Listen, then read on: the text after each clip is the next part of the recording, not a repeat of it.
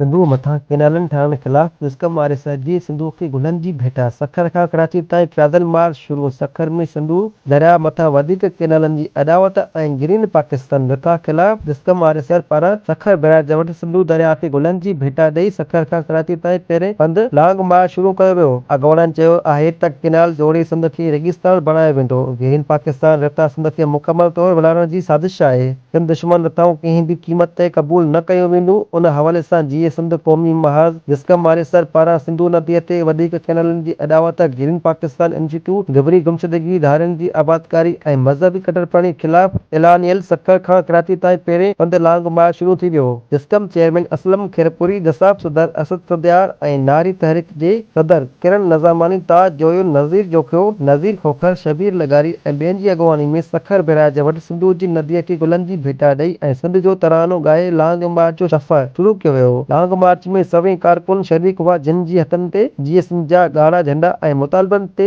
ॿधल play card हुआ जेके केनालनि जी अदावत, ज़मीननि ते विलार, जबरी गुमशुदगी धारियुनि जी आबादकारी ऐं मज़हबी कटड़पणी ख़िलाफ़ नारेबाज़ी करे रहिया हुआ।